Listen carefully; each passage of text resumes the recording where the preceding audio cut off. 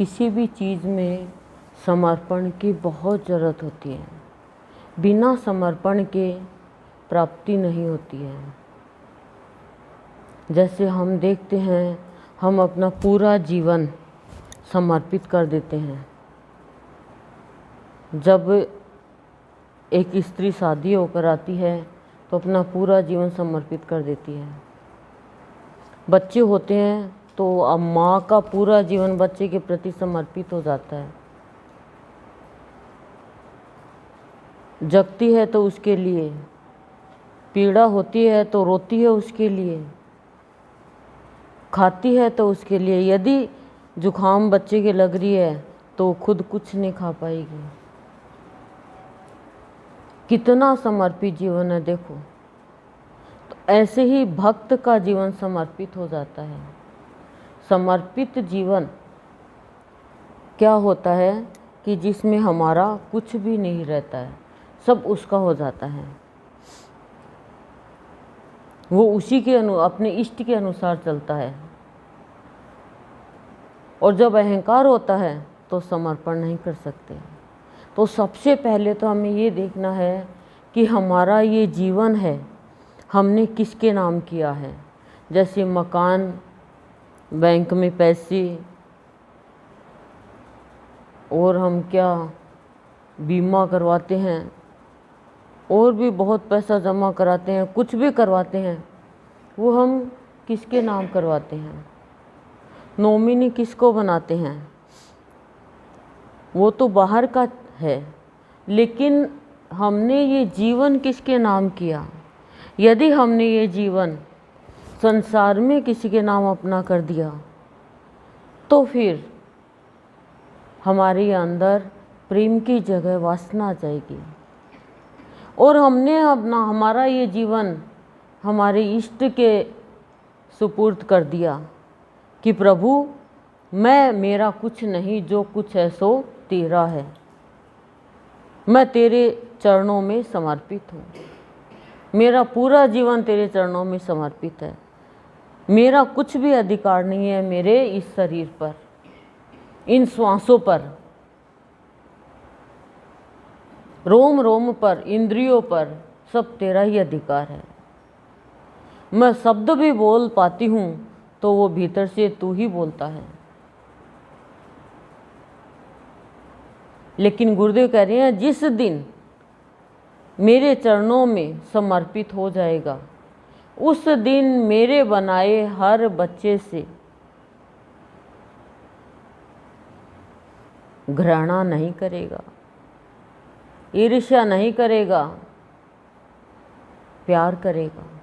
क्योंकि मेरी जो शिक्षा है वो तो प्यार की है। मिलेगा वही जो भाग्य में लिखा है, होगा वही जो हमने कर्म किया उसी का फल। लेकिन आप देखो, आपने कच्चे धागे से कोई टाका लगाया, वो तो जल्दी टूट जाएगा। लेकिन धागा पक्का है तो कैंची से ही काटना पड़ेगा, काटना है तो, नहीं तो वो टूटेगा नहीं।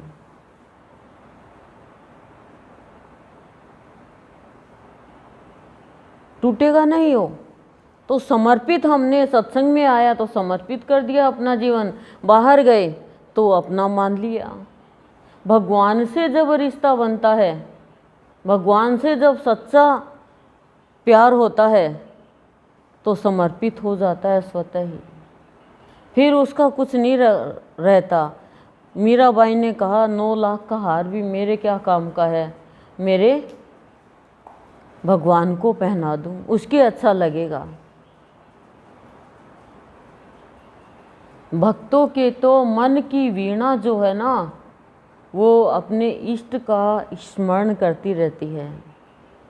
समय भी उसका नहीं रहता है भक्त का, वो भी भगवान के नाम हो जाता है। और हम तो समय निकालते हैं भी, इतना समय निकालें।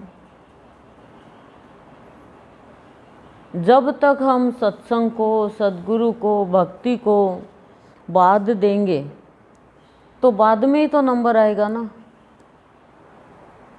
विवाद में ही तो फंसेंगे ना। प्रधान तो हमारे संसार है, दुनिया है, संगी साथी है। क्योंकि अभी तक गुरु की जो अमृत वाणियाँ हैं वो हमने मन से नहीं सुनी है, इसलिए हमारा मन विक्षुब्ध हो जाता है। गुरु की अमृत वाणी तो मन में सरलता पैदा कर देती है। गुरु की अमृत वाणी तो मन के अंदर निर्मलता, पवित्रता, विशालता का भाव प्रकट कर देती है। संकीर्णता रहती नहीं है। और जब तक संकीर्णता है तब एक दूसरे से भिड़ते रहेंगे, कटते रहेंगे, मरते रहेंगे, झगड़ते रहेंगे, एक दूसरे से जलते रहेंगे। कितना भी ठंडा पानी पी ले चाहे, लेकिन मन की जलन ठंडे पानी से नहीं मिटेगी। प्यास तो बुझ जाएगी, लेकिन मन की जलन तो गुरु की शीतल अमृत वाणी से ही खत्म होगी। मन की जलन है वो तो, क्योंकि गुरु की जो शीतल अमृत वाणी है वो शीतलता देती है, विशालता का भाव प्रकट करती है। फिर वो संकीर्ण नहीं रहता है, ससीम नहीं रहता है, अतृप्त नहीं रहता है। फिर वो इन वस्तुओं के आकर्षण में नहीं फंसेगा। वस्तुओं के आकर्षण में कब तक फंसते हैं? जब तक हम संसार में बंधे हुए होते हैं, छोटी छोटी वस्तुओं पे फंसे हुए होते हैं। वो चीज़ हमारे किस काम की जो पहनकर हम बाहर ही नहीं जा सकते, पहनकर सो नहीं सकते, पहनकर कोई कार्य नहीं कर सकते। बताओ आप, गुरु की अमृत वाणी और गुरु की भक्ति और गुरु के प्रवचन जब तक धारण नहीं करेंगे तब तक जागृत अवस्था नहीं आएगी हमारी। मन की कमजोरी खत्म नहीं होगी। सामने वाला हंस रहा तो हम हंस रहे, सामने वाला खुश है तो हम खुश है। हमने हमारी हंसी भी किराए पे दे दी।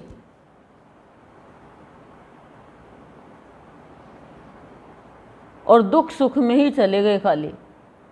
कब मुक्त होंगे? गुरुदेव की शरण में आके ही इन दुख सुख के बंधनों से मुक्ति मिलती है। एक बार एक नगर में कोई ज्ञानी आया और किसी वहाँ के व्यक्ति ने कथा सुनी। कथा सुनी तो उसको ज्ञान हो गया। ज्ञान हो गया तो वहाँ का कोई बड़ा सेठ था, पैसे वाला धनी। उसने सोचा कथा से ही यदि ज्ञान हो जाता है तो कथा तो मैं भी सुन सकता हूँ।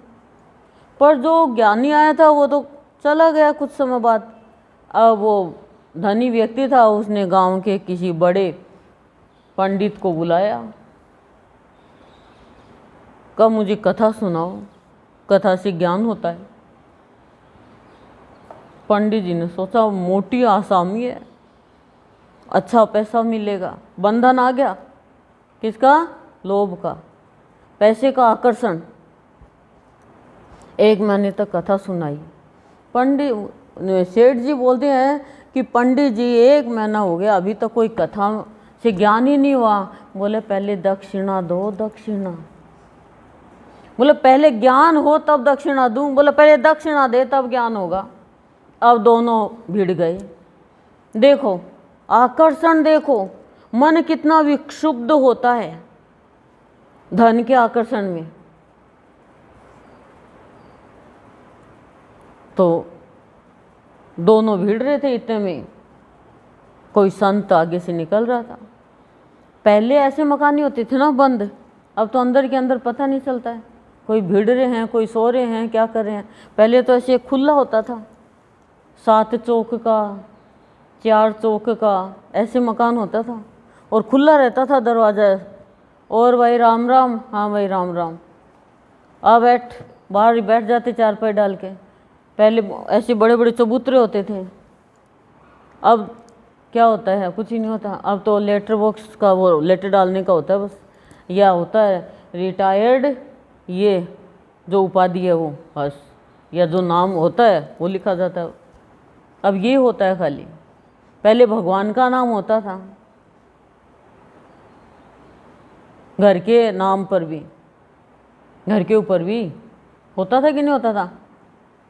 तस्वीरें भी होती तो भगवान की होती, रास कर रही है गोपियाँ, मतलब फोटो भी नहीं लगाए ना, उठ के देखे तो कृष्ण भगवान रास कर रहे हैं गोपियों के साथ, गायें चरा रहे हैं, रथ में बैठे हैं, अर्जुन भी बैठा है, ऐसी फोटो होती थी। और अब तो संत ने कहा क्यों झगड़ रहे हो, तो सारी बात बताई तो क्या हुआ, संत ने कहा दोनों एक एक रस्सी लाओ, मोटी मोटी रस्सी लाए और दोनों को ही बांध दिया हाथ और पैर, बोला दोनों ही खोलो अपनी अपनी। अब दोनों कैसे खोल पाएंगे, दोनों ही नहीं खोल पाएंगे। बोला नहीं खोल पाए ना, कहा नहीं, तो कहा सफलता तुम्हें नहीं मिलेगी जब तक तुम्हारे अंदर, मन के अंदर बंधन है। क्या बंधन, कि तेरे अंदर तो बंधन था कि मोटी आसामी है, पैसा मिलेगा, परमार्थ नहीं था। और तेरे अंदर ये था कि कामना का बंधन, कि मुझे कथा से ज्ञान हो जाएगा, मेरा तो कुछ लगेगा ही नहीं। तो ये रस्सी बांधने का कारण क्या है कि तू तो कामना की रस्सी में बंध गया और तू धन की रस्सी में बंध गया, तो लाभ नहीं होगा। इसीलिए हम सत्संगियों को, सभी को लाभ नहीं होता है, क्योंकि हम बंधन में बंध कर सत्संग करते हैं। इसीलिए हम अभाव ले लेते हैं, हम दुखी हो जाते हैं। ये फिर जैसे कामना का बंधन आया, क्या कामना है, मेरा नाम हो, मेरी प्रशंसा हो, ये तो नहीं हो तो क्रोध का बंधन हो, विकारों का बंधन हो। ये बंधन ने बांध लिया। ये बंधन जो है ये हमें आगे बढ़ने नहीं देते हैं और हमें खोलना नहीं आता, ये खुलेंगे ही नहीं। खोलने वाला तो संत है। बांध तो लिया हमने संसार में रह के, लेकिन अब संसार वालों को खोलना नहीं आता है और ना हम खोल पाते हैं ये बंधन। ये तो संत ही खोलता है, गुरु ही खोलता है, पर हमें पता तो हो कि हम बंधे हुए हैं। एक बच्चा है, फटे हुए कपड़े पहन रखे हैं तो पहन रखे, उसको पता ही नहीं। ये हमारी हालत, हमें पता ही नहीं हम बंधन में बंधे हुए हैं क्या। हम तो अपने आप में बहुत ही अच्छे, सबसे बेस्ट हम हैं, हमारे से अच्छा तो कोई है ही नहीं। और जो ये सोचता है वो सबसे ज़्यादा वेस्ट होता है और अरेस्ट होता रहता है माँ के गर्भ में जा कर के। देखो क्या जीवन जिया। सत्संग में आकर भी यदि हमें ये होश नहीं है तो कुछ भी नहीं किया हमने। संत कहते हैं जो होश पूर्वक हर कार्य करता है वो ही उसका त्याग हो जाता है। बेहोशी में खाना, बेहोशी में सोना, बेहोशी में पीना, बेहोशी में सत्संग करना, बेहोशी में चलना, बोला ये बंधन का कारण है। बेहोशी में तो किया था दुर्योधन ने सारा काम। होश पूर्वक खाना कि क्या खा रहा हूँ मैं, होश पूर्वक बात करना कि किसी को मेरे शब्दों से चोट नहीं पहुँचे। नहीं, मेरे में और मूसल में कोई अंतर नहीं है। एक चोट होती है मूसल की या डंडी की, और एक चोट होती है वाणी की। होश पूर्वक नहीं बोलते हैं। होश पूर्वक चले, कौन से रास्ते पर चलना है, कोई हमें चलाए उधर चल पड़े क्या, हम इतने नन्हे मुन्ने बच्चे हैं क्या। कोई भी हमसे कुछ मांगता है ना, हमारा अहो भाग्य है, पर हम बेहोशी में जी रहे हैं ना, आगे मांगने के लिए मारो घर मिलोगे, ले पाप और कर दिया। अरे है तो दे दो, नहीं है तो भगवान से कहो भगवान इतना तो दे कि कोई मांगे तो कुछ तो दे।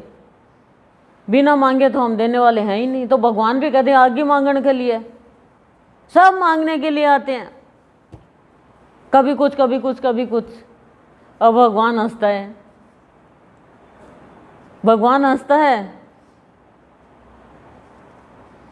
हर चीज मांगते हैं, कष्ट निवारण का कारण मांगते हैं।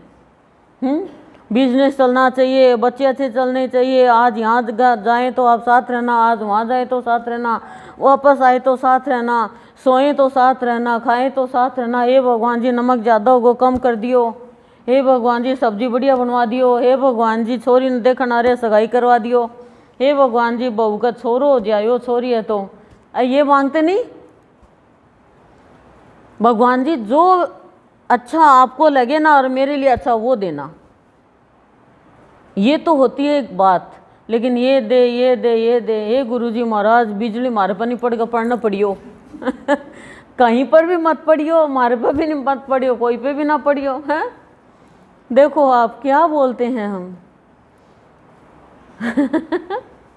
तो ये क्या है, विक्षुब्ध होता है मन इन चीज़ों से और हमें पता भी नहीं चलता है।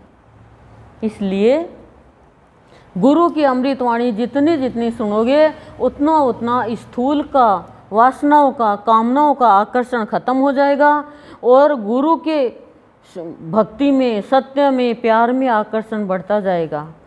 तो हमारे अंदर में प्रेम की जागृति होगी और हम संसार के प्रत्येक प्राणी से घृणा की जगह प्यार कर पाएंगे। लेकिन समर्पण किसी मनुष्य को अपना जीवन मत करो, समर्पण गुरु को ही करो।